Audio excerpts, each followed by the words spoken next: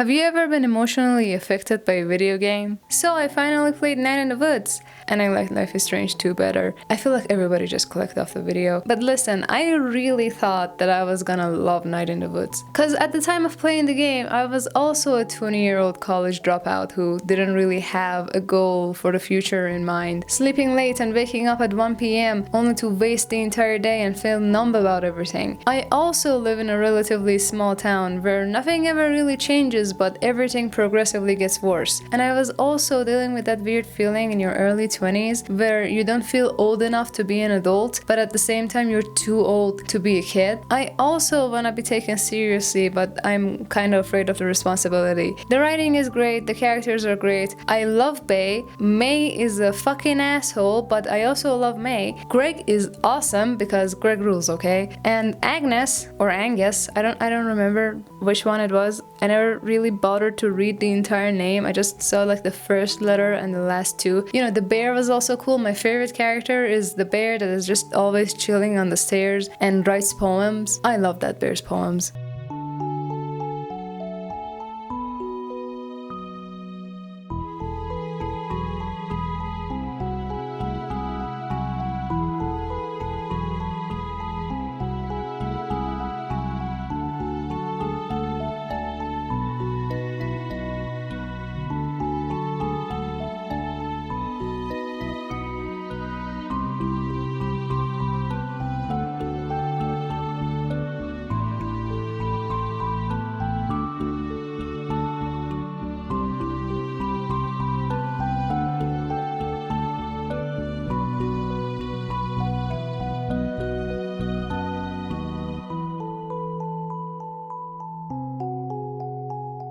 On the other hand, Life is Strange 2 has awkward dialogue. The swarm is coming.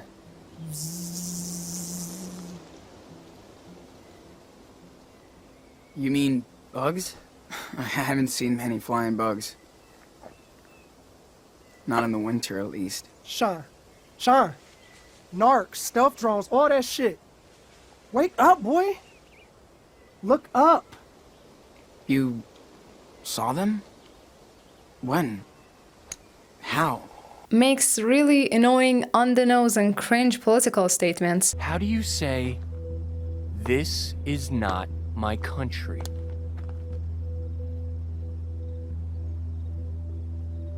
Este no es. Has a repetitive and boring gameplay and lacks the one mechanic that was kind of fun in the first game. Everything about the game is kind of a mess, and yet I really loved it. I cried when I finished the game, and when I returned to the main menu and the backdrop changed to just some random day with Daniel and Sean and their dad chilling in their front yard, I cried again. I genuinely loved all of those characters, even though sure none of them were as well written as the characters in Night in the Woods. The story wasn't that deep. We didn't get to spend that much time with most of the characters except for Daniel and Sean. Yet I just loved it. It does have something to do with the music because I love Life is Strange 2's music, but I also like flawed art. And I also think I like my characters traumatized. So just in case you've never played Night in the Woods or Life is Strange or Life is Strange 2, I'm gonna give a quick recap before talking about them. In Night in the Woods, you play as May May Meow Meow. And the game starts just as May gets off a train, and you quickly learn that she had just dropped out of college. And she's come back to the town that she grew up in to live with her parents again. Nobody really knows why she dropped out of college, and every time she's asked, she kind of changes the subject or just says that she doesn't want to talk about it. And until late in the game, we don't learn why she dropped out of college. We just know that she did. And she's back to this town full of nostalgia and all. And it's still the same town, but it's also kind of worse. And things, even though they're kind of the same, they also aren't what they used to be. She reconnects with her best friend Greg, with Bay, and you know, there's this dynamic between these two. Bay is like the more grown-up, mature person who had to take on a lot of responsibilities. Greg is the still kind of childish, kind of immature person who's trying to take on responsibilities and is trying to be an adult and move out of the town with her boyfriend. There are a lot of issues there. There are a lot of side characters that you can explore. There are a lot of things going on in the town, and the game has a lot to do with,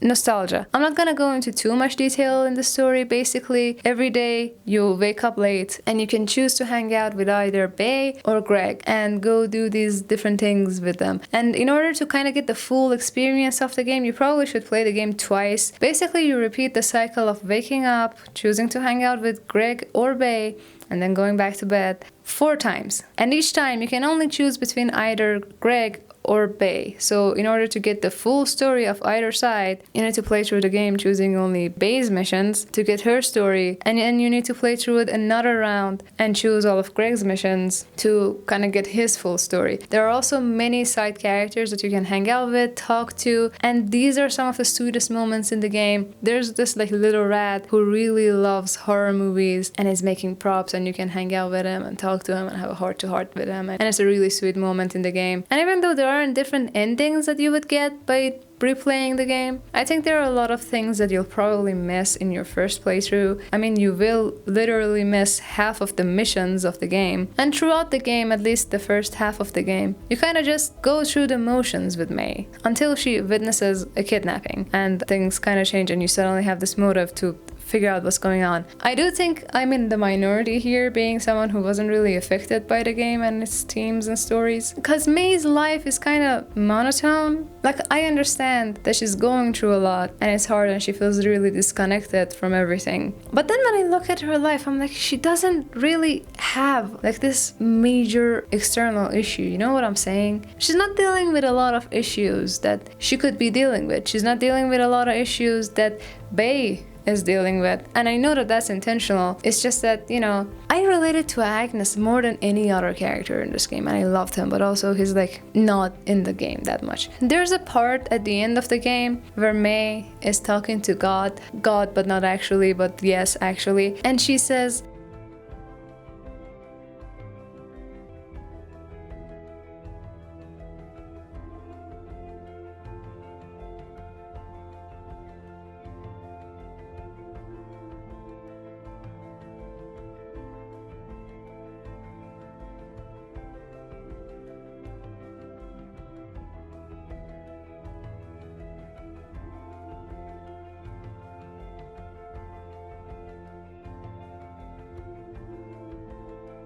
and that's a line that so many people connected to, and I've seen so many people say that it really hit them in the right spot and they really related to it and all of that. And I just didn't. I experienced this game at a time when all my friends had already left. They didn't leave me specifically, they left the country, the entire continent to be exact, and it hurt like a bitch. I also grew up in a broken home, which didn't help. I never really had an issue with things being monotone for me. I had enough shit to deal with, and life being monotone and being numb and everything just fading into non-existence happened after all of that. It's like I was the side character in a movie that ended, but my story never got resolved because it was never about me. And after all my friends left, all that I had left in my head was, I just want to die anywhere but here. But with everything else, I just felt so strongly that I'm not the target audience for this game. I don't relate to that, and I loved Life is Strange and Life is Strange 2, which is really ironic given that both of them are also like take place in a small town in America, are about going back to a town that you grew up in and are nostalgic about it, but it's also kind of not the same, are also about reconnecting with your ex-best friend. Main character is gay and plays an instrument that has strings, and the main characters of both games are trying to solve like a murder mystery kinda. So Life is Strange really is kinda Night in the Woods but worse. Yet I relate to that more. The reason why I love the first Life is Strange game so much isn't because of Max, it's because of Chloe. My favorite Life is Strange game is actually Life is Strange Before the Storm, which is a statement I've never heard anybody else make. If you couldn't tell, my favorite Life is Strange character is Chloe Price. People always get shocked when I tell them that. I related to her because I was her. And the only character that I ever loved more than Chloe was Arthur Morgan, because, you know, he's like the best protagonist in any game. My list of favorite characters in video games is really funny because it's like Arthur Morgan, Chloe Price, the Knight from Hollow Knight. Overall, playing Night in the Woods got me thinking, what if the main reason I love Life is Strange is nostalgia? But then I played Life is Strange 2 and I loved it just as much, and I have no nostalgia associated with that game. Playing that game, even though it's a game that so many people hated and say that it didn't have the spirit of Life is Strange, I really felt like it did. I loved the journal. I loved going through Sean's journal. I loved loved his personality, and I loved the music, which are not things I can say for Life is Strange True Colors. And still, looking back at Life is Strange and Life is Strange Before the Storm, it's like, yeah, it's cringe, yeah, they have so many issues, and the writing, the world building, the characters, the dialogue, the story, none of that is as good as Night in the Woods, but still, for some reason, I prefer those. They just connect more to me. Either way, I'm glad that I experienced Night in the Woods. You know, maybe I should have recorded this video next year. You know, I'm gonna be back in the same old town that I grew up in and all of that. Maybe then the nostalgia would like do something for me, and maybe I would like relate to this more. But it's a nice game, but not for me. Overall, I guess I just connected with the circumstances and the personalities of characters in Life is Strange stories more than I did with any character in Night in the Woods. This is one of those situations where you know something is really good and everybody loves it, but you just can't help but love a shittier version of it. I'm sure everybody's been through that. I'm sure everybody has one of those examples of that. Tell me in the comments. And yeah, that's it. Goodbye.